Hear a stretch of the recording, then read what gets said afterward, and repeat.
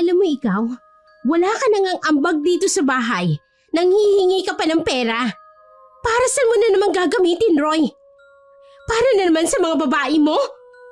Sige, sa oras na umalis ka ngayon sa bahay na to, wag ka nang bumalik. Mas inuuna mo pa yung bisyo mo kaysa sa akin na nagdadalang tao. Paano kung ako nang sumunod sa ilang buntis dito na winakwak ang tiyan para kunin ang sanggol? Kabuwanan ko na ngayon, Roy. Dapat nandito ka lagi sa tabi ko eh. Bakit ba ang dami mong kuda, ha? Naiirita na ako sa bunganga mo eh. Pasalamat ka nga, inuuwian pa kita rito. Tsaka, hindi naman ikaw ang pinunta ko rito. Yang anak kong dinadala mo ang aking sadya. Isa pa, kahit lapain ka pa ng kahit anong nilalang, wala akong pakialam. Basta wag ko lang malalaman na may mangyaring masama sa anak ko. Baka nakakalimutan mo, napikot lang ako ng pamilya mong batugan. Kaya napilitan akong pakisamahan ka sa iisang bubong. Lintik na buhay na to, oh. Makalayas na nga!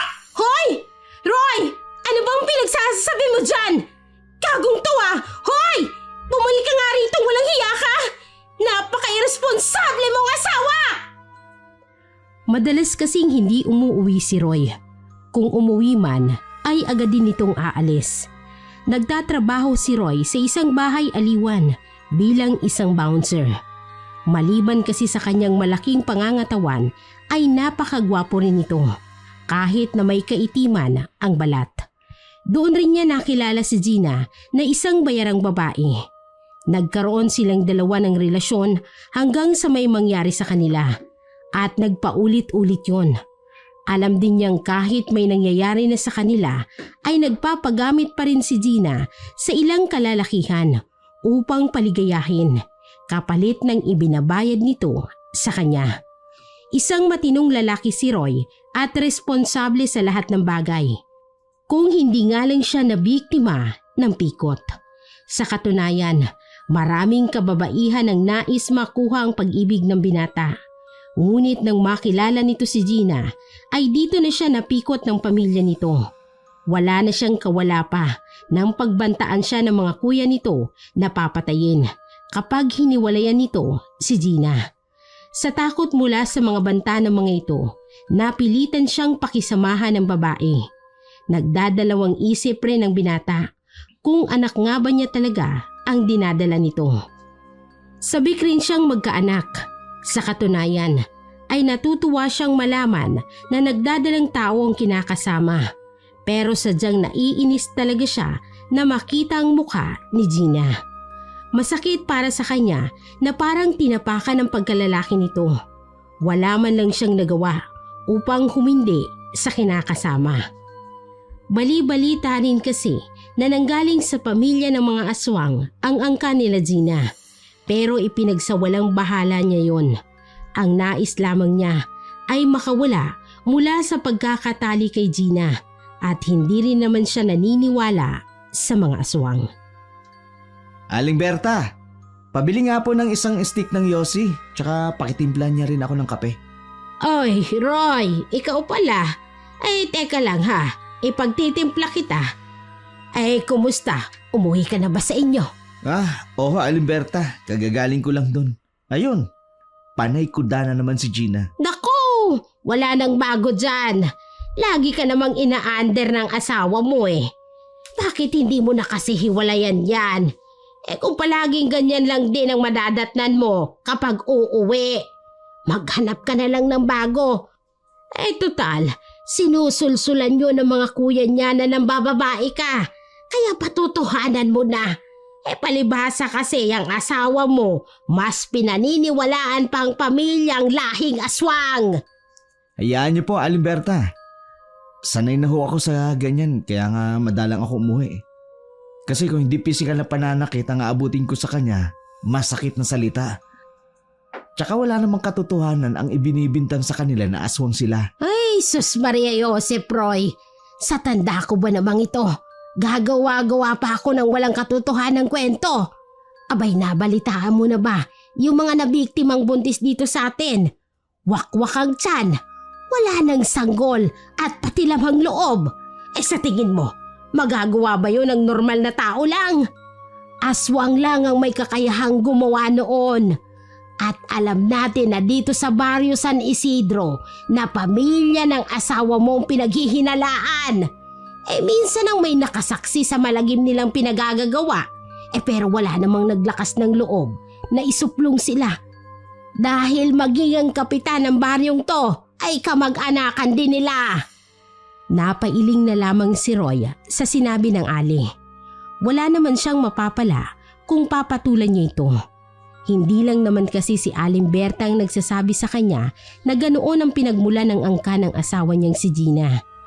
Aniya pa nga niya sa kanyang sarili ay mas masahol pa sa aswang ang pamilya ng asawa. Di sinsana'y masaya siya ngayon kung hindi siya napikot ng mga ito. Ngunit kahit hindi siya naniniwala sa mga aswang, ay nagtataka rin siya kung bakit lagi na lamang may napapabalitang buntis na pinapaslang umano ng mga aswang. Minsan na nga niyang nakita mismo ang buntis na napaslang nang minsan siyang dumaan sa isang shortcut pauwi sa bahay nila. Pero agad din siyang umalis doon noong naging usap-usapan ng mga nakikiosyoso doon na pamilya ng kanyang asawa ang pinaghihinalaan. Paano po, Aling Berta? Aalis na ho ako. Kailangan ko pa ho kasing pumasok sa trabaho. Ay sige Roy, basta ang sinasabi ko ha. Mahirap na. Baka mamatay ka na lamang na hindi nakakamit ang kaligayahan bilang isang tao. Tumango na lamang ang binata. Tsaka matyagang binaybay ang daan patungo sa bahay aliwan na kanyang pinagtatrabahuhan. Hindi naman kasi mahirap ang kanyang ginagawa doon. Kaya matyaga siyang pumapasok kahit na ang kapalit nito ay ang paghuhusga ng ibang taong walang magawa sa buhay kung hindi ang magbantay ng kapwa. Gusto niya sanang makaipon para sakaling may emergency ay mabubunot siya. Pero dahil batugan nga mga kapatid na lalaki ni Gina ay wala siyang magawa kung hindi ang magbigay sa tuwing manghihingi ang mga yon sa kanya para may pangtoma. Habang naglalakad sa daan ay kapansin-pansin ang mga taong nag-uumpukan sa hindi kalayuan sa kanyang pinagtatrabahuhan. Hindi pa naman oras ng kanyang trabaho. Dahil sa kuryosidad ay dumaan muna siya ron. Halos habulin siya ng hininga dahil sa gulat. Pagkatapos niyang makarating doon, dahil may kamay na biglang humawak sa kanyang braso. Ngunit nang tingnan niya iyon, ay nakita niya ang kanyang lolo na siyang nagpalaki sa kanya. Ikaw pala, Lo. Ginulat niyo naman ako. Saan ba kayo nang galing at saka bakit kayo naparito? Tsaka, ano bang pinag-uumpukan niyo rito? Abay, kailan ka pa naging magugulat eh? Tsaka galing ako sa pinagtatrabahohan mo kasi gusto kitang makausap. Pero wala ka raw, sabi ng mga katrabaho mo, kaya ayon, lalabas na sana ako eh. Nakita kitang pumunta rito kaya sunundan kita. At saka bakit mo ako tinatanong sa umpukan na yan? Hindi naman ako nakiusyoso. Isang albularyo ang lolo niya, pero hindi siya naniniwala sa matanda pagdating sa mga kwento nito. Dahil hindi pa naman niya nakikita ng aktwal ang panggagamot ng matanda. Naniniwala rin sa aswang ang kanyang lolo, pero siya ay hindi. Dahil mas gusto niya mismong dalawang mata niyang makasaksi. Kaya sa tuwing kinikwentuhan siya ng kanyang lolo tungkol sa mga nakakaengkwentro nitong nilalang, ay nagkukunwari na lamang siyang nakikinig. Dahil lang totoo, iba ang kanyang iniisip. Hanggang sa nagbinata si Roy at nakapagtrabaho sa bahay aliwan, ay hindi pa siya nakakakita ng mga aswang, kaya lalong hindi niya ito mapaniwalaan. Halos bumaliktad naman ang kanyang sikmura nang sabay nilang tingnan ang bangkay ng isang babae. Ang sabi ng mga taong nag-oosyoso ay buntis daw ang babaeng yun.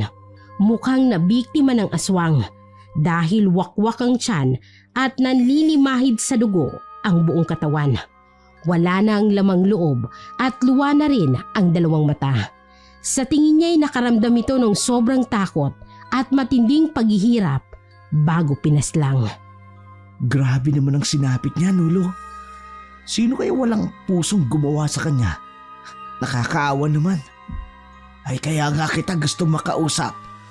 Dahil nagsisimula ng gambalain ng baryo natin, ilang bangkay na ang mga kababaihang buntis ang walang awang pinaslang.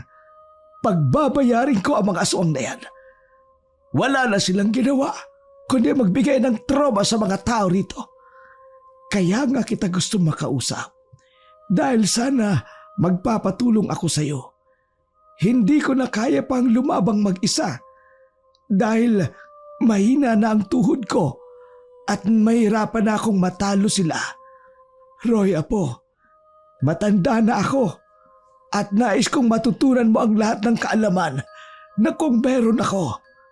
Isa pa rin, naiisip ko, hindi ko alam kung anong dahilan kung bakit sila namiminsala sa baryo. Pero kailangan na merong magtanggol sa mga tao. Alam mo naman po, Lo, dati pa, hindi naman talaga ako naniniwala sa mga aswang. Tsaka wala akong balak na maging kagaya niyo, Lo. Wala akong alam sa mga ganyang bagay. Sapat na po sa akin na ngayong may trabaho ako at pakonti-konti may naiipon ako. Diyos king bata, are. Ano pat naging lolo mo ko? Kung hindi naman pala kita tutulungang matuto sa ganito. Tandaan mo, nananalaytay sa dugo mo ang pagiging albularyo at tagasupil ng mga aswang, apo. Madali lang naman itong matutunan. Basta ba't buo ang iyong loob. Di sinsanay kung buhay lang ang iyong ina. Siya ngayon ang pumalit sa pwesto ko. Sige na, ako'y aalis na at masakit na ito mga tuhod ko. Ay, nalinti ka na. Nirarayo mo pa yata ako, ha? Basta isipin mo ang sinabi ko, ha? Isipin mo, ha? Ano? Sige, Olo. Pag-iisipan ko po. Pero hindi ko po maipapangako. Darating na lamang po ako sa bahay ninyo. Oras na nagpasya na ako. Mag-iingat po kayo, Lo. Tsaka, uminom na ba kayo ng gamot? Lo, sige na ho. Oras na eh. Mamaya magsisimula na ako magtrabaho.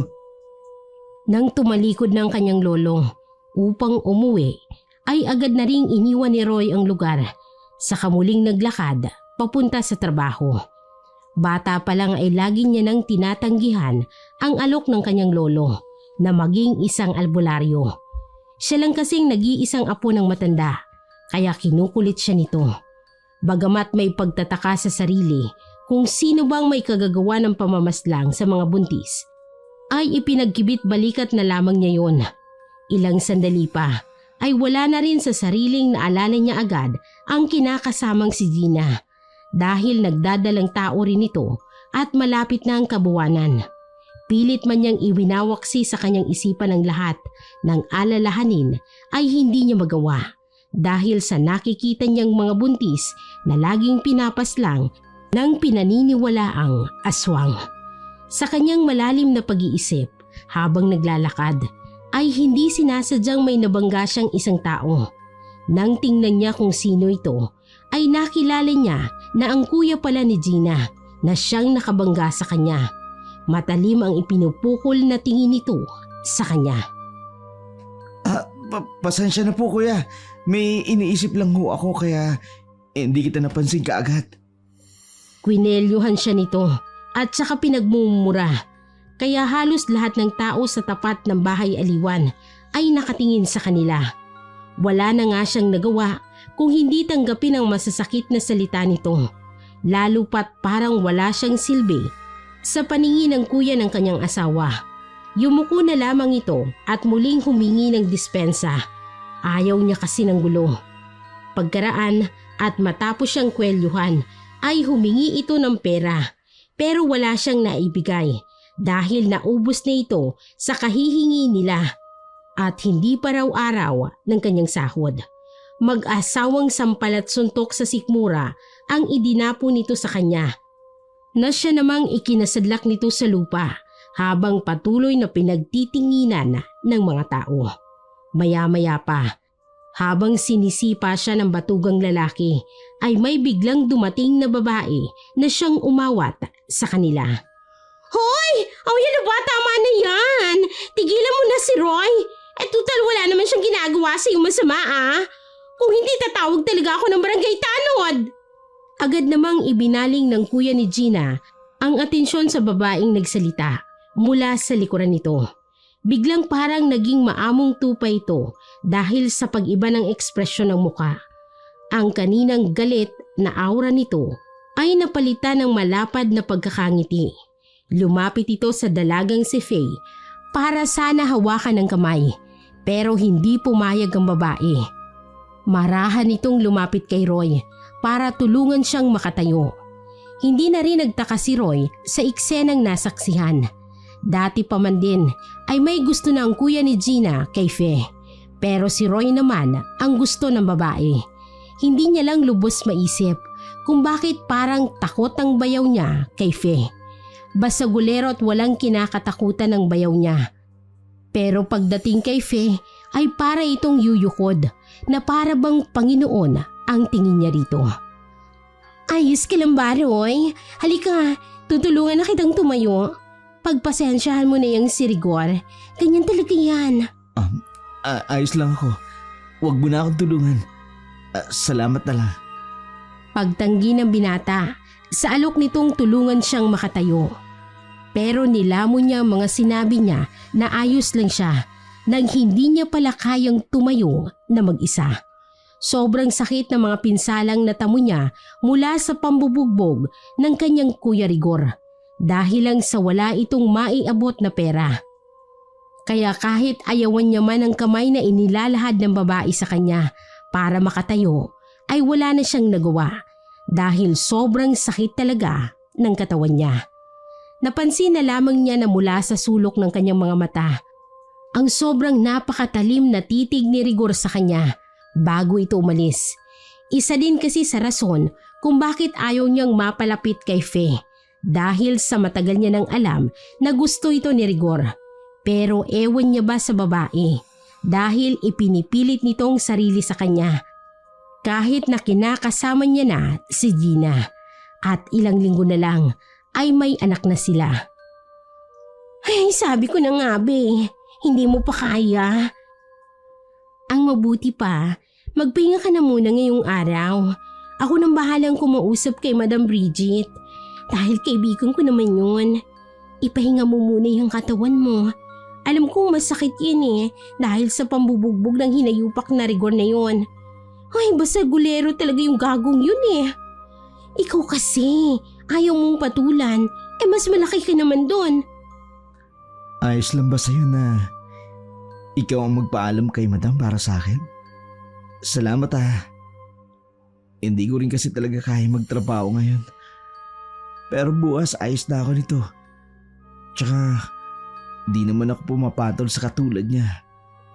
Ayoko namang pag-initan ako ng mga yun. Alam mo naman ang pamilya ni Gina. Kapag may kalaban ng isa, kalaban na rin ang lahat ng pamilya niya. Isa pa, ayoko rin ng gulo. Bakit kasi hindi mo pahiwalayan yung si Gina? Kung ganyan din lang na paniwalang paniwala siya sa pamilya niya, mas mainam pang makipaghiwalay ka na lang sa kanya. Paano ba naman kasi? Mas nauna pa nga ako nagparamdam sa'yo na gusto kita. Pero siya pa rin ang pinili mo. Ikinulong mo lang tuloy ang sarili mo sa impyernong pamilya na yon. Pasensya na, Fea. Alam mo naman si Lolo Dags lang talaga ang pamilya ko. Ayoko namang umabot pa sa puntong madamay pa siya sa panggugulo sa akin ng pamilya ni Gina. Kaya mas pinili kong manatili na lang sa piling niya kahit labag sa puso ko. Kung ganun, tumakas ka. Tutulungan kita. Hanggang kailan ka ba magpapakamartir sa pagtrato nila sa'yo ng ganyan? Bilib din talaga ako sa'yo Sa puntong yun ay bahagyang napaisip ang binata sa mga sinambit ng dalaga. Maaaring tama ito at pwede naman din siyang tumakas sa poder ng asawa. Ang inaalala lamang niya ay baka kung mapano pa ito at ang dinadala nitong sanggol sa sinapupunan. Nung hapon ding yun ay lumiban muna siya sa trabaho. Sabi kasi sa kanya ni Faye ay isasama siya nito sa bahay niya para makapagpahinga. Hindi naman siya makatanggi Dahil kung kay Lolo Dag siya uuwi ay mahihirapan siya. Dahil maliban sa masakit talaga ang katawan niya ay malayo pa ang bahay nito at wala rin siyang perang pamasahe papunta roon. Agad namang sumilay ang ngiti sa labi ng babae at hindi yun nakaligtas mula sa kanyang paningin. Nagtataka na lamang siya kung bakit ganoon ang kilos ng babae, pero ipinagsawalang bahala lamang niya yon at sumama dito. Nang makarating sa bahay nito, ay nagulat pa siya nang magpaalam ang babae na may kukunin lang daw ito at pagbalik niya ay may dala na itong gamot. Hanggang sa naupo na ito sa kanyang harapan at isa-isang ginamot ng babae ang kanyang mga sugat. Ika pa niya sa kanyang sarili ay napakaswerte naman raw ng mapapangasawa ng babae dahil sa nakita niya rito na pagiging maalalahanin bilang asawa na siyang pinapangarap niya. Hindi niya namalayan na nakangiti na pala siya habang nakatulala sa mukha ng babae. Maganda si Fe. Maputi, balingkinita ng katawan at nakikita niya rito ang taglay nitong kabaitan. Bumalik na lamang sa kanyang ulirat nang kalabitin siya nito sa kanyang balikat at sinabing tapos na umano ito sa panggagamot sa mga pasa niya. Hoy! Bakit nakatulala ka dyan? Tinatanong kita kung gusto mo bang kumain muna at ipaghahanda kita. Pasensya ka na ha. Salamat na lang pero busog pa ako eh. Tsaka nagkape na ako kanina kay Aling Berta. Basta. Kakain ka sa ayaw at sa gusto mo. Sino ba naman ang lokong mabubusog sa kapilang? Bisita kita, kaya ituturing kitang panauhin. Maghintay ka na lamang dito at ako nang bahalang mag-alaga sa iyo. Salamat. Napakabuti mo, Fe. Isang matamis na ngiti at pagtango na lamang ang iniwan ni Fe sa kanya. Tsaka ito tumalikod para ipaghanda siya ng makakain. Kung sana'y hindi siya napikot ng pamilya ni Gina, baka si Fe pa ang kanyang nakatuluyan. Ilang sandali pa nga'y bumalik na si Fe. Dala-dala ang pagkain at ibinigay ito sa kanya. Kumain ka na muna, Roy. Tsaka mo na lang ipagpatuloy ang pagpapahinga mo kapag may laman na yung sikmura mo. Salamat talaga, Fe. Ngayon lang ako nakaranas ng ganito. Nakakaya. Teka, wala ka bang kasama dito? Nasaan nga pala ang mga magulang mo? Mamaya ko na yan sasagutin yung mga katanungan mo. Uunahin ko muna itong pagkain. Baka lumamig pa. Wala na ngang nagawa ang binata kung hindi ang sumubo ng pagkain na nakahain sa kanyang harapan. Pangiti-ngiti pa siya habang inunguya dahil sa tagal nilang pagsasama ni Gina ay hindi niya naranasan yun. Hindi rin nagtagal at nakatapos na itong kumain kaya iniligpit na ni Fe ang mga pinagkainan nito. Pagkabalik ng babae ay umupo ito sa sofa sa harap niya tsaka nagsimulang magkwento tungkol sa buhay nito. Saad ng babae ay solo na lamang siyang namumuhay. Tulad ng iba ay pinaslang din umano ng pinaniniwalaang aswang ang mga magulang niya at ang isa niyang kapatid. Matagal na panahon din daw ang ikinalugmok nito bago nakabangon. Pagkatapos na sinagot ng babae ang mga katanungan niya ay nagtataka siya kung bakit yun lang ang kwento nito. Napakaikli lang ng mga sagot nito pero hindi na muli siyang nag-usisa pa. Ika niya sa sarili niya. Sapat na ang mga nalaman niya sa babae. At nakikita naman niya kung gaano ito kabait sa kanya. Sige, magpahinga ka na, Roy. Matulog ka muna rito sa kwarto.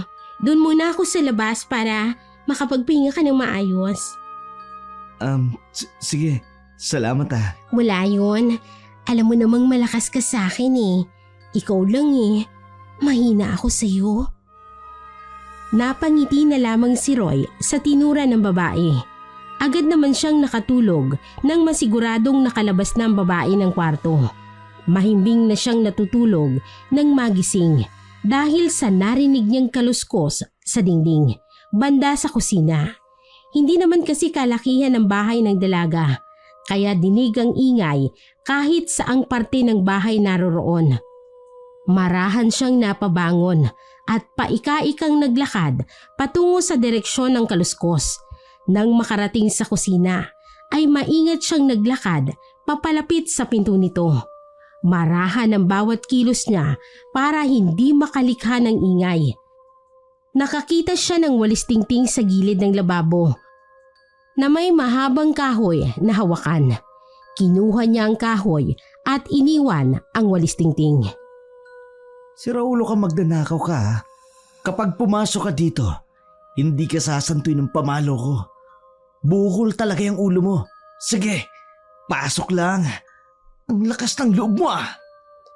Matagal muna siyang nagmatsyag sa likod ng pintuan at habang patagal ng patagal ay unti-unting palakas ng palakas rin ang pagkalabog nito sa labas ng pinto. Dala ng kuryosidad ay hindi niya na magawang pigilin ang sarili, kaya naman nagsalita na siya. May tao ba dyan? Sinong nandyan?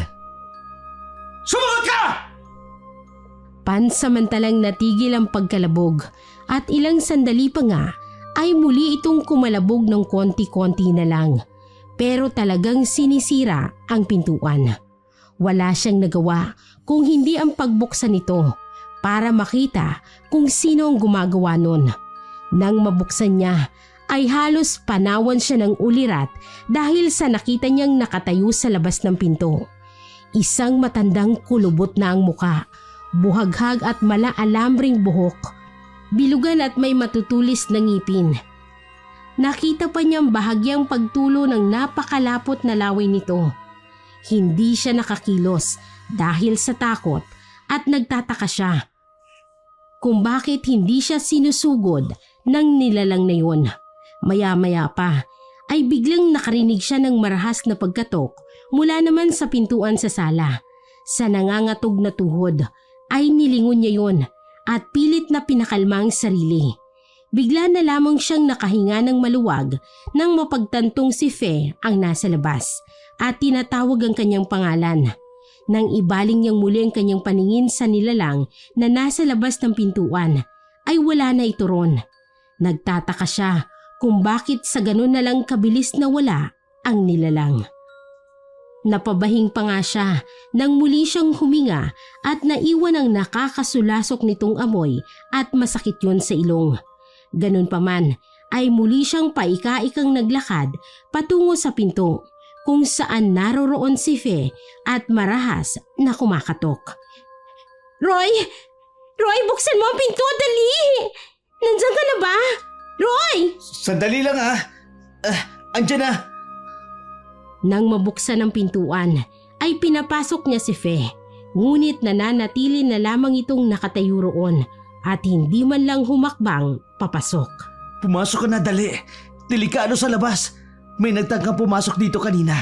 Kakaibang nilalang, kaya halika na. Roy, pwede bang kuhain mo muna yung walis sa pintuan? Yung tingting, damputin mo at ilayo. Ha? Bakit? Mas uunahin mo pa ba yun bago ka pumasok? Baka mapano ka dyan sa labas.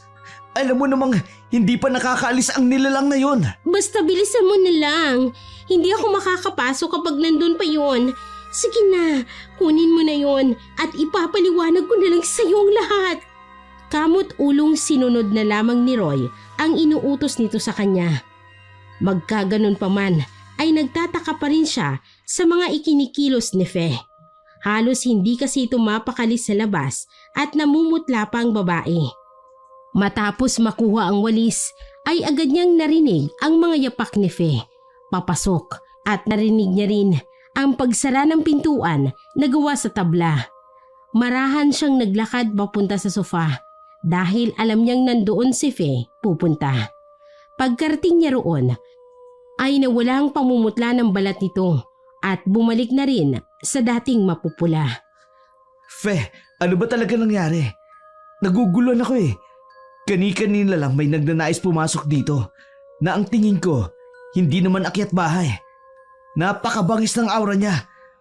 Sa tingin mo kaya, ano kaya yun? Aswang yun, Roy. Sa katunayan yan, kaya ko nga pinapakuha ang walis sa'yo na nasa likod ng pinto dahil hindi ako makapasok. Dahil kukuan. Ano, Fe? May gusto ka bang sabihin sa akin? Sabihin mo, hindi naman ako magagalit. Sa katunayan, ako nga itong nahihiya sa'yo. Dahil wala man lang akong nagawa para hulihin ang halimaw na yun. Natuod ako nang makita ko siya. Kaya, pasensya na. Ang totoo kasi niyan, Roy. Isa rin akong aswang. Pero hindi ibig sabihin nun na masama na ako. At ako na yung gumagawa ng pamamaslang sa mga buntis. Tsaka yung tungkol sa walis.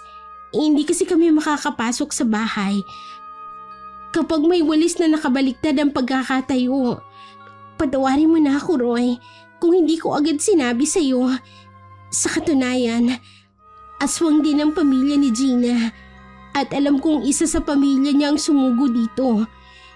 Pero, ayun na nga, dahil sa tingting sa likod ng pinto, ay hindi kanya mapasok-pasok. Kaya pala, kung ganun, totoo nga kayong mga aswang. Teka, nagugulan ako. Tsaka bakit nung dumating ka kanina, biglang nawala ang aswang na yun? Ano ba talagang nangyari? Kung ayaw mo pa rin maniwala, titigan mo akong mabuti sa mga mata. Makikita at makikita mo ang pinagkaiba ng aming mga mata sa normal na taong katulad mo. Hindi na nga pumalag si Roy nang hawakan siya ni Fe sa kanyang magkabilang pisngi at iniharap ito sa kanya. Dahilan upang magkatitigan sila. Halos hindi siya makapaniwala sa kanyang nakikita dahil baliktad ang figura niya sa mga mata ng babae. Agad naman niyang kinalas ang kanyang pagkakatitig dito at marahang kinuha ang kamay ng babae sa kanyang muka. Bakit baliktad ako sa mata mo? Ganyan ba kayo mga aswang? Tsaka, bakit ganyan ang nakikita ko sa'yo? Ibang-iba sa nakita ko kanina na halimaw sa labas ng kusina nyo. Isa lang yan sa mga katangian naming mga aswang para malaman mo ang pinagkaiba. At ang nakita mo kanina sa kusina ay isang kubot. Sila yung mga uri ng mga aswang na ang ginagamit na pangsukol sa kanilang mabibiktima ay ang kanilang mga buhok. Sa kanila ito lalapain.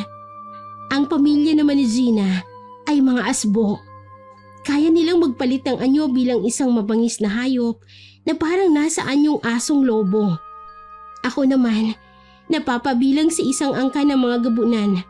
Ang angka ng aking pinagmulan ay mas higit na mas malakas kesa sa kanila.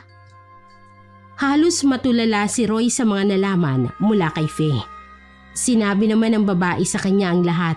Aniya pa ay huwag itong matakot dahil hindi naman siya masama tulad ng ibang aswang na namiminsala sa kanilang baryo.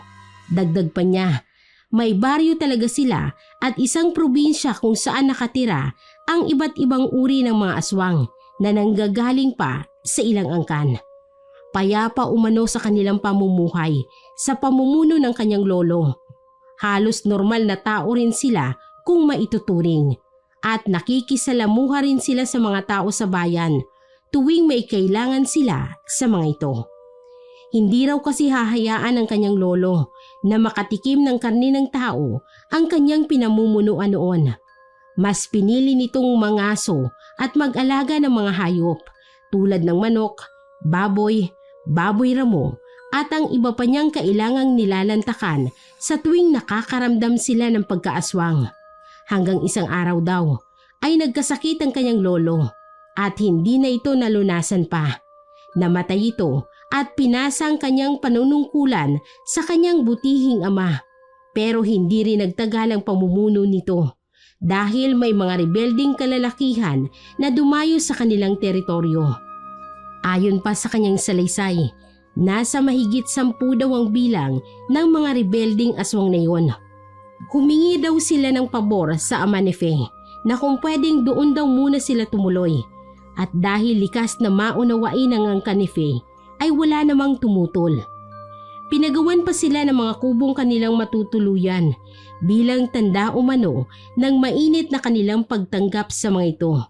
Pero ang kabaitan daw na umanong yon ay siyang nagdala sa kanila sa labis na pangamba. Simula kasi nang naroroon na ang mga rebelde, ay isa-isang nawawalang kadalagahan sa kanilang baryo.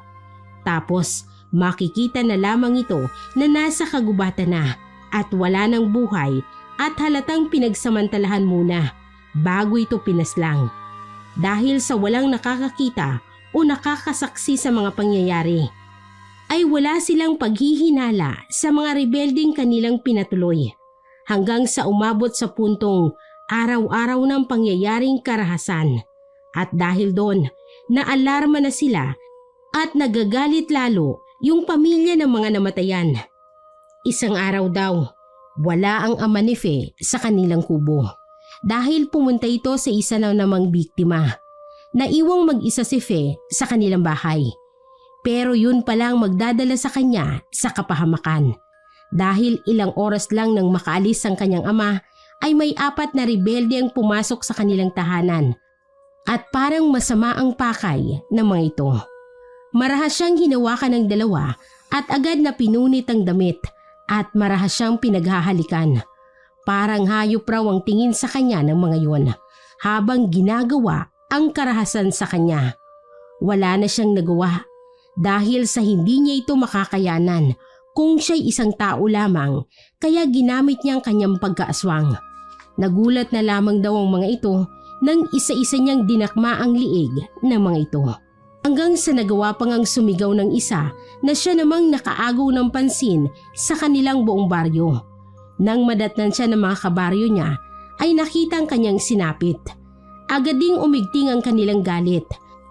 At sa pangunguna raw ng pamilya ng mga namatayan ay marahas ang ginawa nilang hakbang at walang awang pinagsasakmal ang mga armadong rebelde na hindi naman nagawang manlaban pa.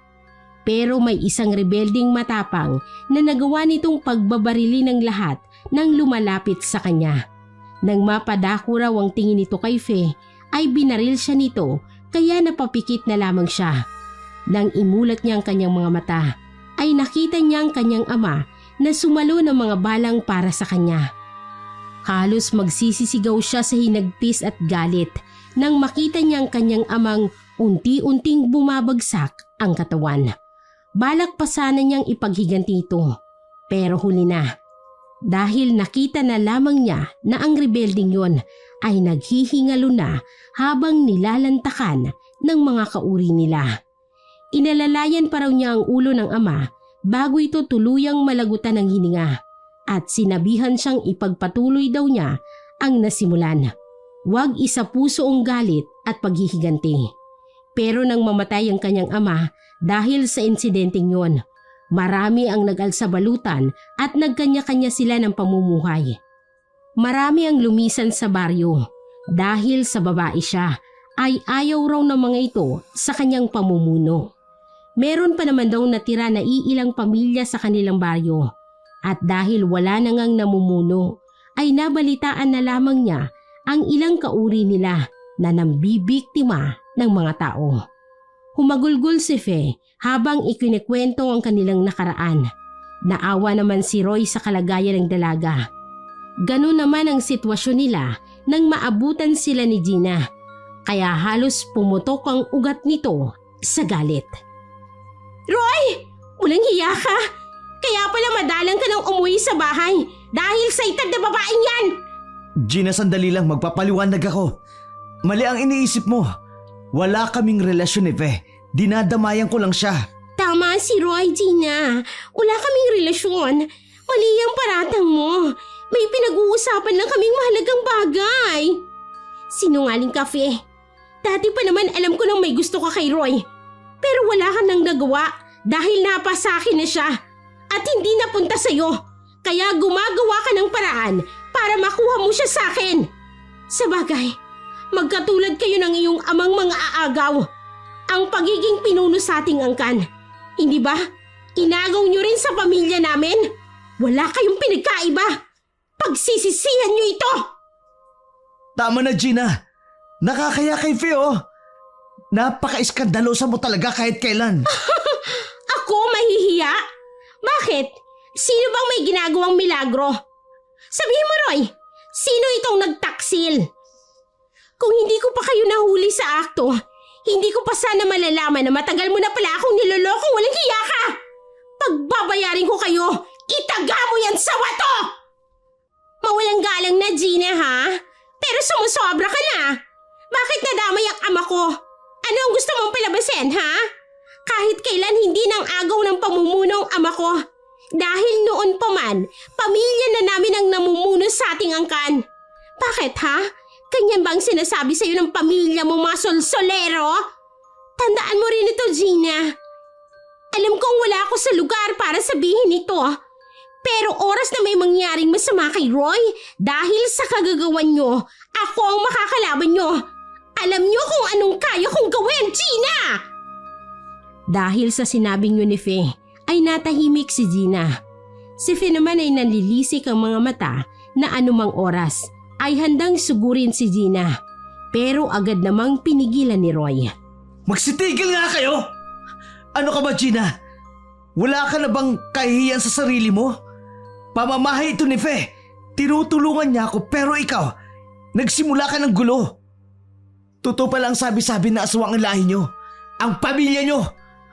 Napakabobo ko naman pala kung ganun. Kung dati pa sana, nilayuan na kita. Sana hindi umabot sa ganito ang lahat.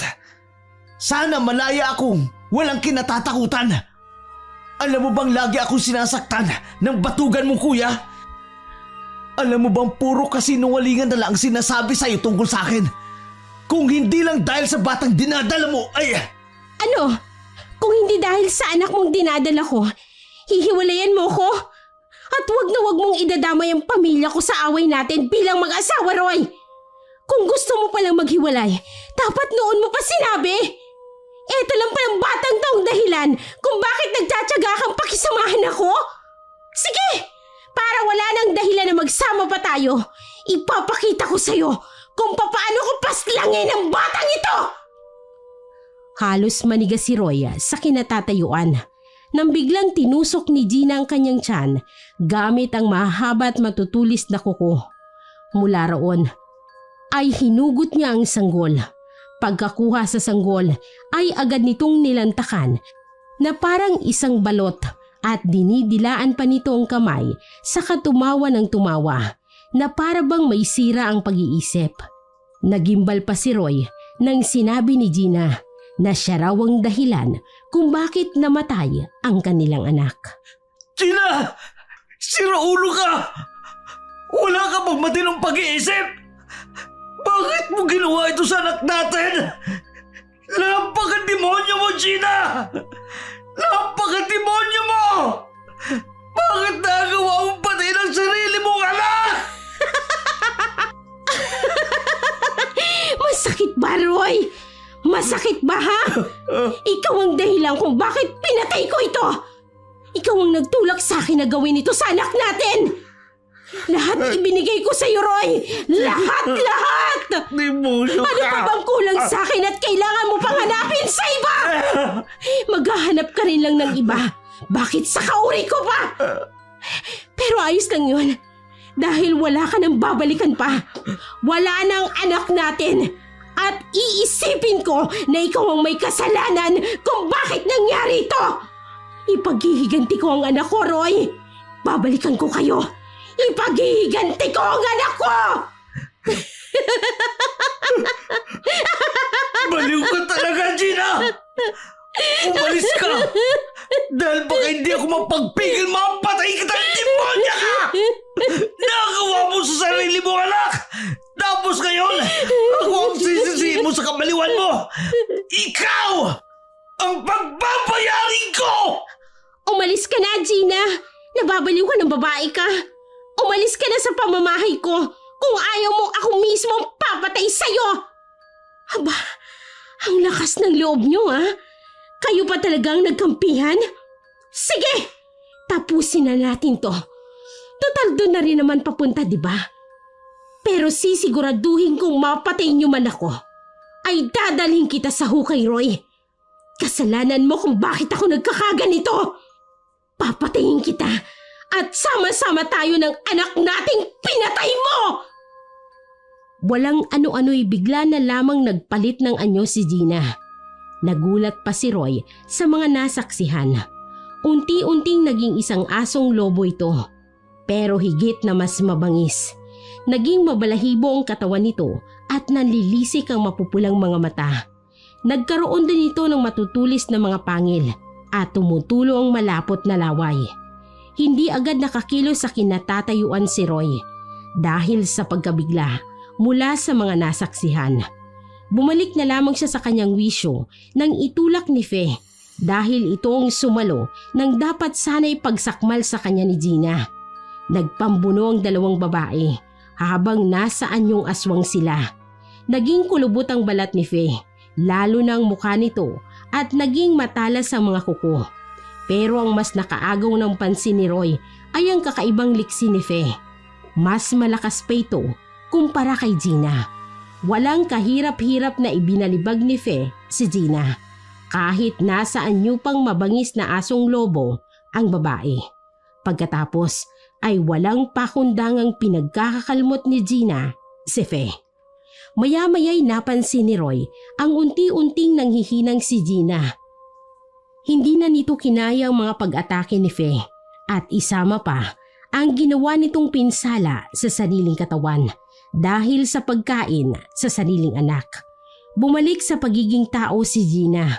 Tumutulo ang luha nito sa galit at pagkaawa sa sarili.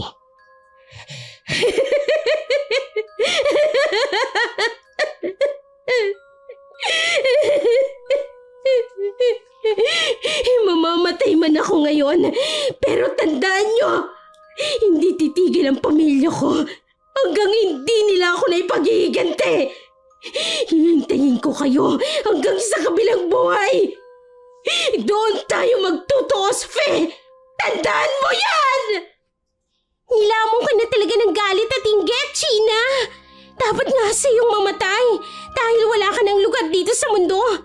Matagal ko na ring alam na kayo ng pamilya mong siyang salarin sa pamamaslang dito sa atin. Pero ipinagsawalang kay Buko lang ang lahat dahil lang akala ko may magpapabago pa sa inyo. Pero nagkamali ako, Gina. Bilang anak ng isang pinuno ay ibibigay ko sa iyo ang hatol na kamatayan. 10 ng iyong mga kauring asbo! Wala nang nagawa si Roy kung hindi ang mga tal sa sindak dahil sa ginawa ni Fe kay Gina. Walang kahirap-hirap na dinukot nito ang puso at dinurog gamit ang kanyang kamay. Pagkamatay ni Gina ay doon muling bumalik sa isip ni Roy na wala na rin ang kanyang anak.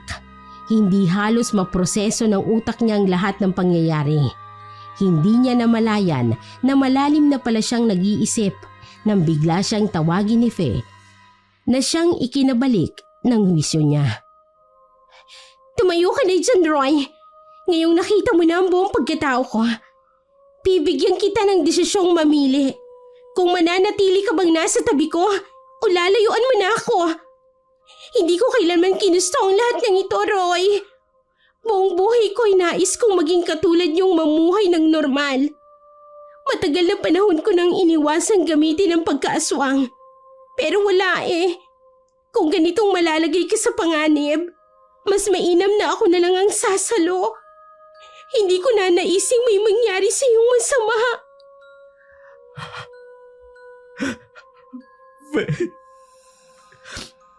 Maaari ba ka? Bigyan mo muna ako ng panahon makapag-isip. Gulong-gulo ang utak ko ngayon eh. Masakit sa akin ang mawala ng anak. Ang malala pa. Ina niya ang dahilan. May pagkukulang ba ako bilang isang lalaki, Fe? Sabihin mo nga sa akin, anong kulang sa akin? Hirap na ako sa sitwasyon ko ngayon. Sobrang hirap ng kalooban ko. Bakit niya dinamay ang anak namin? Bakit? Alam ko, Roy. Iiyak mo na lang ang lahat. Lilipas din yan. Naiintindihan kita. Sobrang sakit kapag nawalan ka ng mahal sa buhay, lalo na sa sitwasyon mo. At kung tinatanong mo ko kung may pagkukulang ka, wala, Roy. Wala. Biktima ka lang ng isang maling pag-ibig at hindi tamang pagkakataon. At marahil ay biyaya ang bata, pero sa maling babae mo kasi pinunla. Basta ang may papayo ko lang sa iyo, mag-iingat ka mula ngayon. Alam kong alam na ng pamilya ni Gina ang nangyari sa kanya. Kahit malayo ay masusundan at masusundan nila ang amoy ng kalahi nila. Ano gagawin ko ngayon? Nagugulala ako sa mga nangyayari. Bakit pa sa akin pinaranas ang lahat ng ito? Ikaw at ikaw lang ang makaliligtas sa sarili mo, Roy.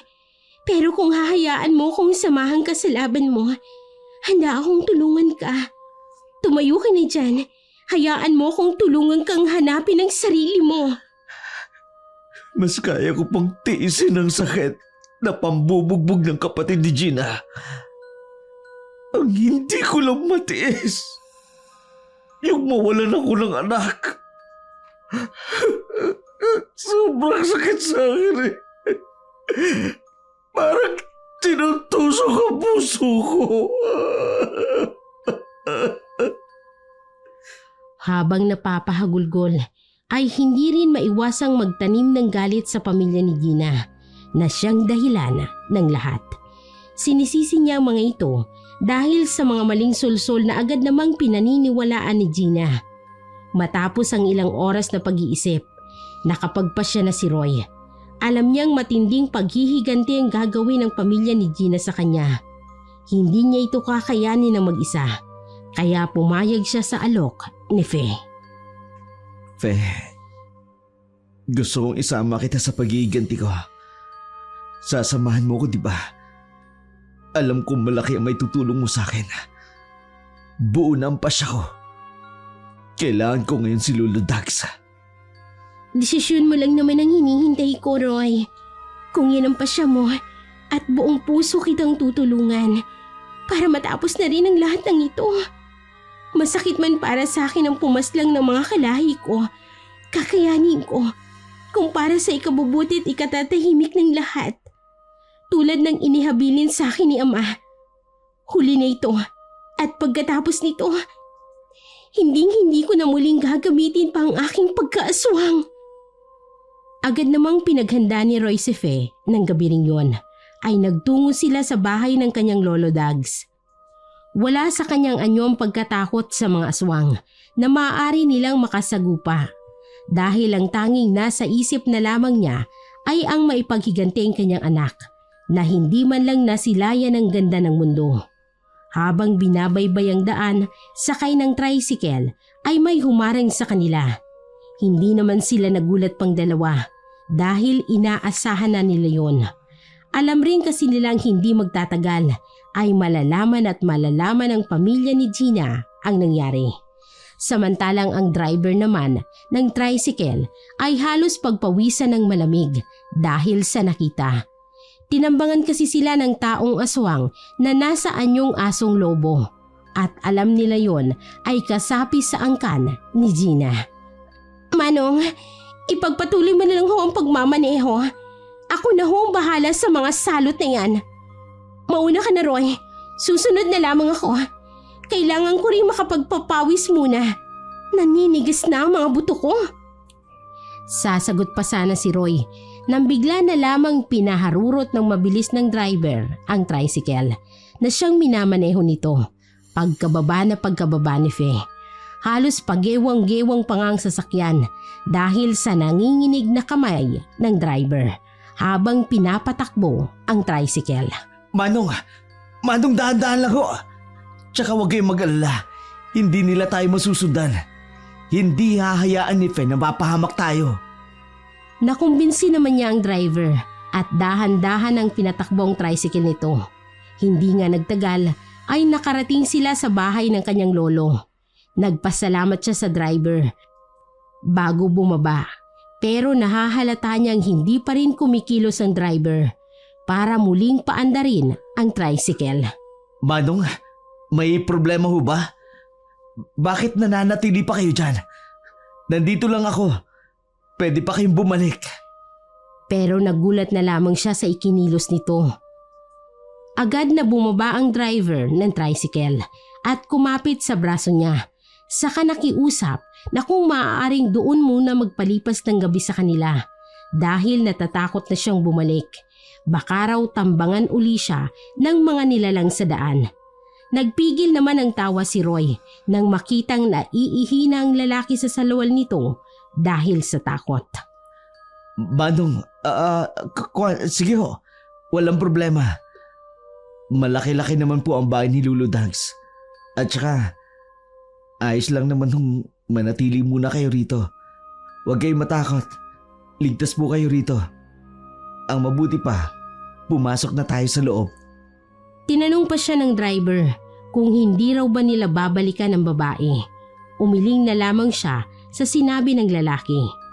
Hindi naman kasi siya nangangamba na matatalo si Fe ng mga ganong nilalang lamang dahil sapat ang kanyang nakita na kaya nitong ipagtanggol ang sarili. Habang papalapit sa bahay ng lolo, nagtataka siya nang maulanigang may kinakausap ang matanda sa loob ng bahay. At ayon sa narinig niyang boses ay babae ang kausap nito. Agad siyang nagmamadaling kumatok at halos magulat pa siya nang si Feng nagbukas ng pinto. Samantalang nagpaiwan ito kanina sa daan noong tinambangan sila. Oh, Fe? Taka, paano nandito ka? Kanina lang di ba nagpaiwan ka sa daan? Ang bilis mo naman yata. Sabi ko naman sa'yo, di ba? Magpapapawis lang ako. Pero ayun lang, hindi man lang ako pinagpawisan. Tsaka Roy, nakalimutan mo atang aswang rin ako. Higit na mas mabilis pa ako kumpara sa tricycle na sinakyan mo. Napakamot na lamang siya ng ulo sa mga itinura ni Fe sa kanya. Nang masipat naman niya ang kanyang lolo ay nakaupo sa papag ay agad siyang lumapit dito at walang pasabing niyakap niya ito at napahagulgol muli. Naalala na naman niya ang kanyang anak na walang awang pinaslang ng sarili nitong ina. Ay, Apo, tahan na. Alam ko ang sakit ng dinadala mo ngayon. Maging ako man, ganyan din ang nararamdaman ko nang mawala ang iyong ina. Tahan na. Malalampasan mo yan. Ipaghihiganti ko po ang anak ko, Lo. Gusto ko pong ubusin ang kalain ni Gina na siyang dahilan kung bakit nawala magiging anak ko. Sobrang gulong-gulo ng isip ko. Tulungan po ako, Lo. Ay, sige lang. Umiyak ka lang. Iiyak mo lang ang lahat ng sakit ng dinadala mo. Alam kong lilipas din yan. Pero tandaan mo, Apo, ha? Nandito lang ang lolo mo. Hindi kita iiwan kahit anumang laban. Kakampi mo ko sa lahat ng bagay, Apo. Pero sa ngayon, kailangan mong magpakatatag. Paano natin maipaghihiganti ang anak mo kung nagkakaganyan ka? Payag na ho ako na maging katulad niyo, Lo. Gusto kong matutunan ang lahat ng mga karunungan na nalalaman ninyo. Gagawin ko ito para sa anak ko. Kaya, Lo, ituro niyo po sa akin ngayon. Pwede ba? Kasi hindi ko mapapatawad ang pamilya nilang yun. Patuloy na lamang na hinihimas ng matanda ang likod ng apo. Nababasa na rin ng luha ni Roy ang damit ng kanyang lolo. Maging sina Fe at ang driver ay umiiyak na rin ng palihim dahil sa awa kay Roy. Napapaisip pa siya kung ganoon ba talaga siya kasamang tao at sa kanya ipinapasan ang pagsubok na yon. Dinamayan nila ito at hindi tumigil sa pagpapalakas ng loob nito hanggang sa mahimasmasan. Apo, sigurado ka ba sa desisyon mo? Sigurado na ako, Lo. Gagawin ko ito. Hindi lang para sa anak ko, kundi para na rin sa inyo. Alam kong madadamay kayo at ang ilang pang mga tao na malalapit sa akin. Isa lang ang dapat sisihin sa latang ito. Yun ay ang pamilya ni Gina. Sila ang ugat ng lahat kung bakit humantong tayo sa ganito. Huminahon ka na lang, Roy. Hindi madadaan sa galit at puot ang lahat. Gamitin mo ang isip at ang puso mo. Alam kong kaya mo yan dahil napakabuti mong tao. Nandito lang kami ni Lolo Dags na aalalay sa'yo. Roy, apo, tama si Fe. Kailangan huwag tayong padalos-dalos. Mahirap na. Baka tayo pa ang maisahan nila kung magpapadalos-dalos tayo. At kung dahas din ang gagamitin natin, isa pa, hindi madalian ang pagtuturo ko sa iyo ng lahat ng nalalaman ko. Kailangan ng mahabang panahon para maging bihasa ka sa paggamit nito. Marami ka pang kailangang malampasan na mga pagsubok. Kapag nagawa mo yon, doon lang tayo magiging handa para harapin ang kalaban. Handa na po ako sa lahat ng pagsubok. Kung ano man ang sinasabi niyo, Lo. Hindi ho ako susuko hanggat hindi ko nakakamit ang hustisya para sa anak ko. Alam ko naman po na hindi niyo ko pababayaan. Sa sinabing yun ni Roy ay parehong napangiti si Fe at ang lolo niya. Kinabukasan nga noon ay nagsimula na silang magsanay bilang susunod sa yapak ng matanda bilang isang albularyo. Ilang linggo din ang inilaan nila para rito. Para makabisado lamang niya ang mga orasyon, ang dasal at ilang pampapalakas ng kanyang katawan. Nang tuluyin niya nang maipasa ang lahat ng pagsubok, ay doon niya na sinabi sa kanyang abuelo at kay Fe na handa na nga siya. Ang hindi niya alam ay hinihintay lamang ni Fe na maging handa siya sa labanan. Habang naghihintay si Fe, nakikipagkita naman siya sa kapwa niya aswang na naniniwala pa rin sa kanya bilang pinuno. Pinagtipon-tipon niya at pinaghanda ang mga aswang na nasa panig niya para sa isang labanan. Inutos din niya na magmanman sa pamilya ni Gina at ang iba pang kaanib nito. Hanggang isang gabi ay naipaabot sa kanyang balita na palaging nambibiktima ng tao ang angka ni Gina. Nalaman rin nila kung saan nagkukuta ang mga ito. Sa likod ng isang abandonadong maliit na pagamutan ang pugad ng mga ito. Handa ka na ba para ipaghiganti ang anak mo, Roy? Basta para sa anak ko, lagi akong handa, Fe. Ipaghihiganti ko siya, maging buhay ko man ang kapalit. Magbabayad ang lahat ng pasimuno ng latang ito. Hindi ko hayaang maging masaya sila, samantalang ako nagluluksa dahil sa pagkawala ng anak ko. Alam mo, Roy, napakaswerte ng anak mo. Dahil may ama siyang handang suungin ng lahat para lamang sa kanya. Yun nga lang, maaga siyang pinaslang ng walang kwenta niyang ina. Ngayon, handa ka na ba? Mamaya ay oras na ng paghihiganti mo. Aalalay lamang ako sa iyo. Pagtutulungan nating lupigin ang mga demonyong yon. Marami na silang atraso sa akin. Magkasama tayong lumaban para sa katahimikan ng lahat, Roy. Ikaw ang bahala sa pamilya ni Gina. At ako naman ang bahala sa iba pang kaanib nila. Alam kong kayang-kaya mo ng mga iyon. Tumango na lamang siya bilang tugon at agad na inihanda ang sarili. Ang daladala niyang sandata ay 2 dekalibre na baril na naitabi ni Fe mula sa mga rebelding kanilang kinupkup noon. Ibinabad ng lolo ni Roy ang katas ng puno ng sinukuan na hinaluan ng katas ng kalamansi ang mga bala ng baril na gagamitin ni Roy. Sinamahan niya pa yon ng ilang orasyon na siyang mabisang panlaban sa mga nilalang na alagad ng dilim. Hapunan ng araw na yon at plano nilang bago magtakip silim ay naroroon na sila sa abandonadong pagamutan para hindi na sila mahirapan. Nang dumating na ang takdang oras ay nagtipon-tipon na sila. Marami sila sa panig ni Fe ng mga mabubuting aswang. Pero alam ni Roy na higit sa kanilang bilang ng kanilang makakalaban. Ganun pa man, ay may tiwala sila sa kanilang mga kakayahan, lalo't kasama niya si Fe na siyang pinuno ng mga angkan ng mabubuting aswang. Ang lolo naman niya ay hindi na nila isinama dahil alam nilang mahihirapan lamang ito sa laban dahil sa katandaan. Roy, ilang sandali na lamang, susugod na tayo. Mag-iingat ka, higit na mas marami sila kaysa sa atin. May tiwala akong magtatagumpay tayo, Fe. Malapit ko na makamit ang hustisya para sa anak ko. Mag-iingat ka rin. Kayo ng mga kasama mo. Maya-maya pa nga ay naghudyat na si Fe sa mga kasama na lumusob.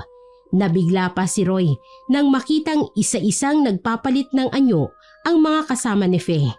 Nagsaaswang na ang mga ito. Pagkatapos ay mabibilis ang kilos na nilusob ang kuta ng mga kalaban.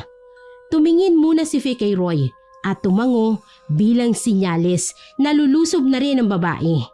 Magsasalita pa sana si Roy pero mabilis nang tumakbo si Fe papunta sa lugar ng mga kalaban. Sumunod na rin si Roy sa kanila. Tinalasan niya ang pakiramdam pati na rin ang pandinig. Nagtatayuan ang kanyang mga balahibo. Dahil sa naririnig niya na kabi-kabila ang pag-atungal at pag-atake ng mga aswang sa isa't isa. Agad naman niyang pinaputukan ang kalabang aswang na nakikita niya sa paligid. Nakikita niya kasi na nagbabalak pang tumakas sa mga ito, kaya pinapatay na lamang niya. Ayaw niya ring may makatakas pa sa mga kalaban dahil alam niyang babalikan sila ng mga ito. Iba't ibang uri ng mga aswang ang naroroon at halos hindi makilala ni Roy ang kanyang mga kasamahan maliban na lamang kay Fe. Dahil kakaibang itsura nito sa lahat ng aswang na naroroon. Siya lang ang bukod tanging puting aswang na gabunan na naroroon.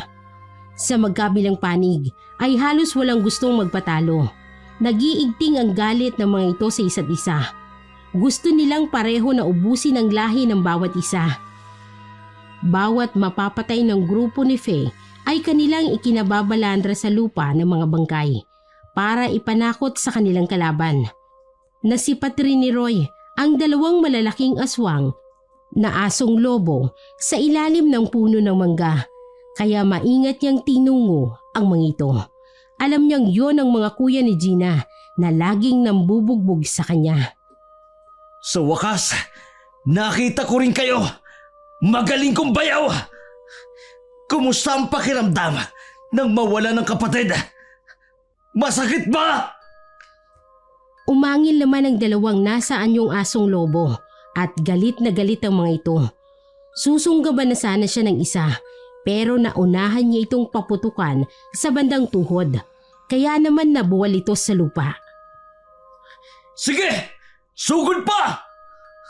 Tingnan natin ngayon ang tapang ninyo. Masyado nyo akong minaliit dati dahil hindi ako makalaban sa inyo. Ngayon, subukan nyo ako! Hindi ko kayo atrasan! Muling sumugod ang isa pa pero agad nitong pinaputukan ng 3 beses at sapul ang dibdib nito na siya namang ikinabulagta sa lupa at unti-unting bumalik sa pagiging anyong tao. Wala na itong buhay nang bumagsak sa lupa dahil napuruhan niya ang puso nito. Nakita niya rin ang isa pang kapatid ni Gina na unti-unting nagpapalit ng anyo bilang tao at namimilipit ito sa sakit nang tamaan ng bala ang kanyang tuhod. Maya-maya pa nga ay nagmamakaawa na ito sa kanya na huwag siya nitong paslangin dahil magbabago na raw siya. Kaya naman natawan na lamang dito si Roy. Pakiulit nga ng sinabi mo! Gago! Wala akong kaaawaan sa inyo! Bakit nung binugbog niyo ako at nagmakaawa ko sa inyo, tinigilan niyo ba ako? Nakinig ba kayo sa akin? Hindi ba hindi?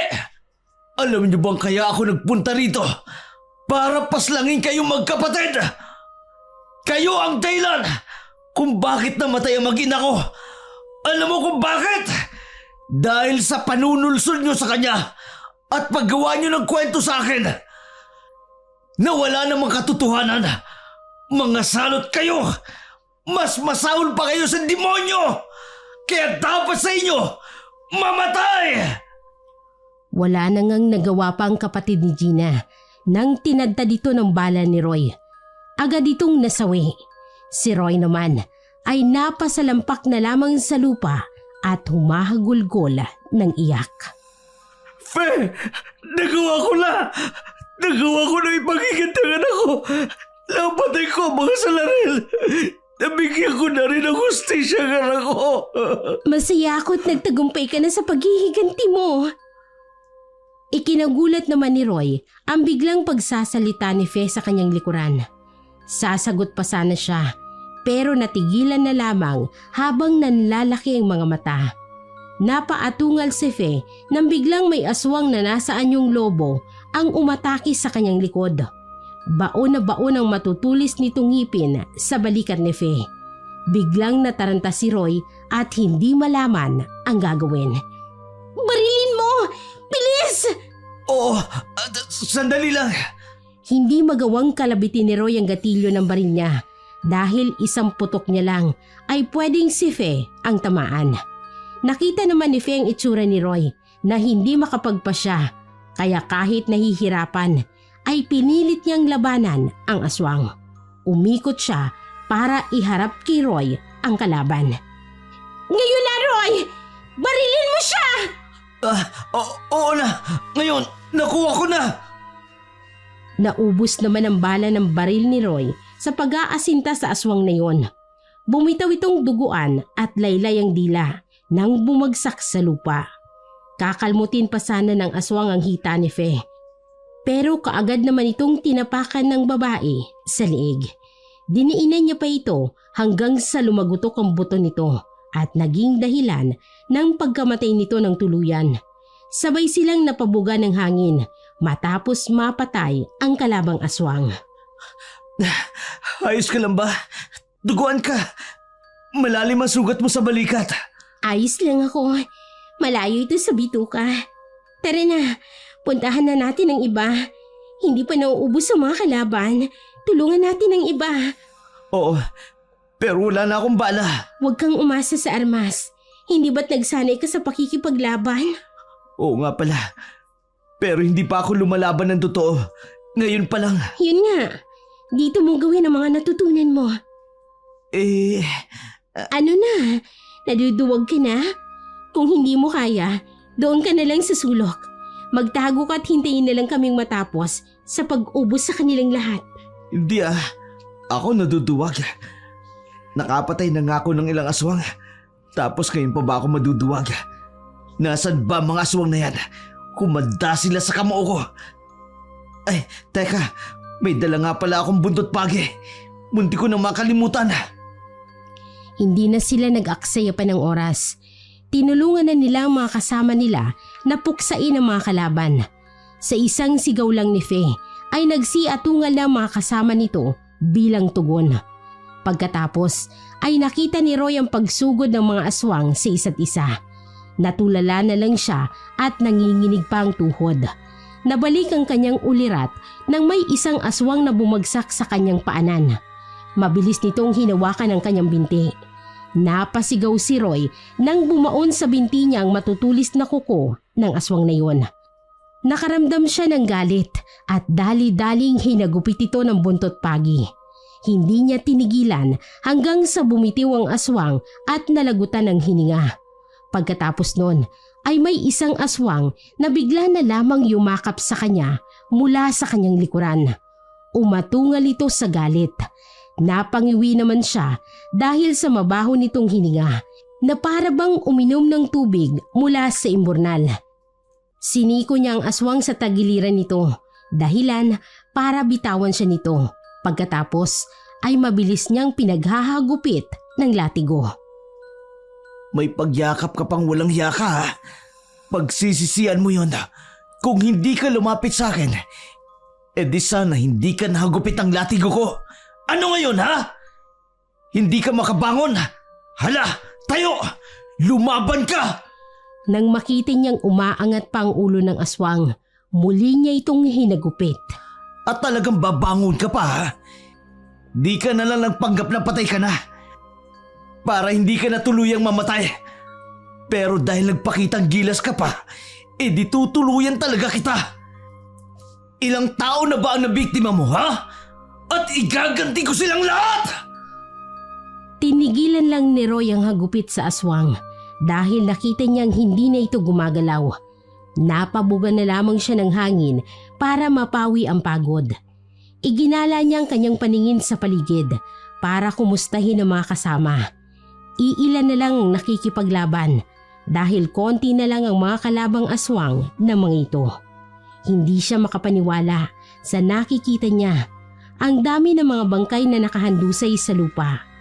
Ang mga kasamahan nila ay mga sugatan din at may ilang nagbuwis ng buhay.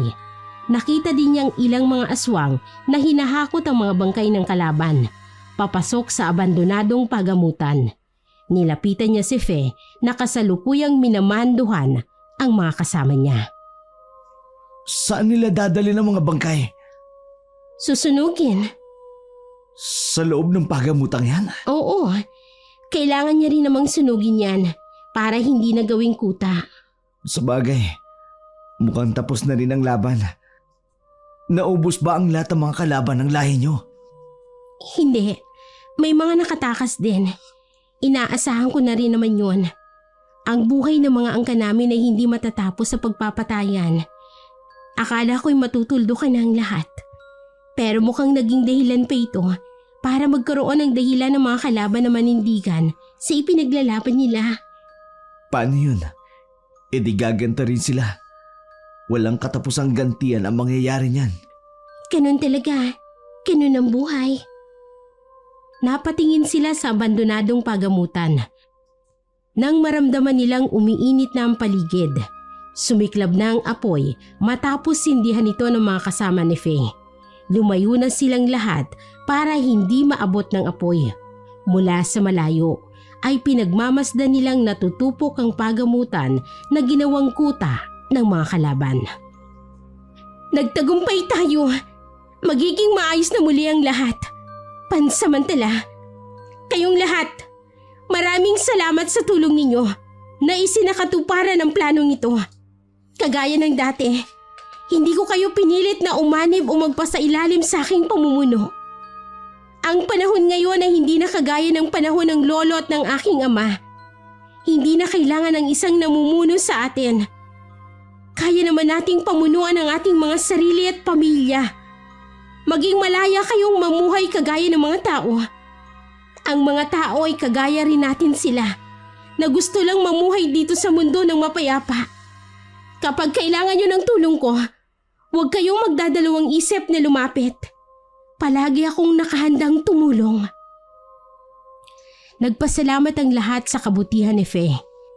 Pagkatapos nilang mag-usap-usap, ay nagpasya na ang lahat na magkanya-kanya na ng uwi. Roy, salamat nga pala sa tulong mo ha. Hindi lang ang pansarili mong gusto ang natapos. Pati na din ang sa amin. Ganun din. Hindi Ako nga dapat magpasalamat sa iyo, Fe. Lagi kang nasa tabi ko. Kahit kailan, hindi mo ko iniwan. Ikaw rin ang dahilan kung bakit ko nakamit ang hustisya para sa anak ko. Nagawa ko lang naman yun, Roy, kasi... Ano, Fe? Nagawa mo yun dahil... Mahal kita, Roy. Mahal na mahal. Ngayong wala nang hahadlang, pwede bang ako naman, Roy? Sawa na rin kasi akong maghabol sa iyo eh. Kaya ako, baka ito na ang tamang panahon para aminin ko sa iyo na mahal kita at ako naman ang piliin mo. Alam mo, Fe, simula nung dinala mo ako sa bahay mo, nasabi ko na lamang sa sarili ko na sana ikaw na lang ang babaeng makatuluyan ko. Mahal din kita, Fe. Mahal na mahal. At gusto kong magsimula tayo. Bubuo ng isang pamilya. Dahil sa katuwaan ni Fe, bigla niyang hinalikan si Roy sa labi. Hindi naman nakapagpigil pa si Roy, kaya naman gumanti rin siya ng halik. Pagkatapos ay bumalik sila sa bahay ng kanyang lolo. Pagkarating nila doon ay hindi matapos-tapos ang pagkwento ni Roy sa mga nangyari. Sinakyan naman ng lolo niya ang katuwaang yon. Ay, ngayong alam mo na ang pakiramdam na nakapatay ka ng aswang dahil nagligtas ka ng buhay na nasa katwirang ka pa. Pero hindi ko naman sinasabi sa iyo na pumatay ka ng pumatay ng aswang. Tingnan mo pa rin ang sitwasyon bago magdesisyon. Hindi lahat ng aswang ay masama. Hindi lahat ay gustong kumain ng tao. Kagaya rin natin sila, nabubuhay sa mundo, kumakain, natutulog at humihinga. Opo, Lo. Pero sa ngayon po, ano pang susunod kong gagawin? Ay, magpahinga lang muna kayong dalawa. Alam kong napagod kayo ng gusto. Bukas, sasanayin na naman kitang manggamot. Isa ka ng albularyo, hindi ba? Dapat, nanggagamot ka na rin. Siguro po, pagkatapos na lang po ng Lo. Ay, huwag kang magdahilan. Alam mo bang may masamang dulot ang tumatanggi at sumasalungat sa tadhana ng pagiging albularyo? Ho? Di nga ho. Niloloko niyo lang siguro ako para mapilitan ako manggamot. Ay, diwag kung ayaw mo. Sinasabi ko lang naman ang totoo. Sige na nga po. Matutulog na po ako ng maaga para bukas. Mabigat sa loob ni Roy na pumasok sa kwarto. Pasimple namang natatawa ang matanda dahil naniniwala ang kanyang apo sa kanyang pagbibiro. Ay, matulog ka na rin, Fe. Doon ka sa kabilang kwarto. Mamaya na po, Lo. Pilog po ngayon ng buwan. Pupunta po ako sa gubat. Ay sige na. Hindi na kita uusasahin tungkol dyan. Iwanan mo na lamang na hindi nakakandado ang pinto para makapasok ka mamaya. Baka kasi tuklabin mo ang bubong para makapasok ka. Sige po, Lo. Aalis na ho muna ako. Tumango ang matanda. Pagkatapos ay nahiga na rin sa mahabang upuan sa sala para matulog. Ilang buwan na ang lumipas. Ibinigay na rin ni Lolo Dags ang kanyang basbas kina Roy at Fe para maging ganap ang kanilang pagiging mag-asawa. Dahil sarili naman ng lolo niya ang lupang kinatitirikan ng bahay nito. Nagtayo si Roy ng bahay para sa kanila ni Fe. Malalim na ang gabi at nasa malalim na pag-iisip si Roy nang abalahin siya ni Fe. Ang lalim naman ng iniisip mo, hindi ko mahukay. Ano ba yan? Baka hindi ka na masaulian yan, ha? Grabe siya. Iniisip ko lang, paano pala kapag nagkaanak tayo? Isisilang ba siyang aswang? Hala, hindi Nagiging aswang lang kung isinasa ilalim sa ritual o di kaya'y pinapamanahan ng mutya. Pwede ring niyayanggaw. Gusto mo bang maging aswang? Pumili ka ng isa sa mga sinabi ko. Hoy, umayos ka Gagawin nga. ko sa'yo. Umayos ka. So gwapo kong uto. Ayokong papangitin ang sarili ko, no? Ibig sabihin, pangit ako kapag nasaan yung aswang ako? Hindi nang galing sa akin yan, ha? Aba talaga namang sinusubukan mo yata ang haba ng PC ko, ha? Halika nga rito. Kakalmutin ko yung mukha mong gwapo. Tumigil ka, ha? Kapag ako sumigaw, maistorbo si Lolo sa pagtulog. Isusumbong talaga kita. Albularyo ang lolo ko. Kalaban siya ng mga aswang. Ay, albularyo ka na rin naman, Nga lang, ilang buwan ka ng albularyo. Wala ka pang napapagiling. Tsaka, napapahiya si Lolo sa ginagawa mo. Ikaw? Imbis na gumaling ang mga pasyente mo, lalong lumalala ang sakit. Bakit kaya? Siguro dapat manghuli ka na lang ng mga aswang. Mas magaling kang magwasiwas ng buntot pagi. Iniinis mo talaga ako, ha? Gusto mo, iwasiwas ko sa itong buntot pagi ko, ha? Lumapad ang ngiti ni Fe at naging makahulugan pa ito. Pagkatapos ay kaagad niyang hinila ang braso ni Roy papunta sa kanilang kwarto. Oo, Gusto ko, iwas-iwas mo sa akin yung buntot pagi mo na isang dangkal lang naman ang haba. Hala. Tapos, aaswangin kita. Halika na dito sa kwarto. Teka. Doon tayo maglaban. Lolo! Help! Ay, tangay ka ba? Huwag mong istorbohin ang matanda. Kinabukasan, natatawa na lamang ang dalawa nang tanungin si Roy ng kanyang lolo kung saan niya ba nakuha ang malalim na kalmot sa kanyang katawan.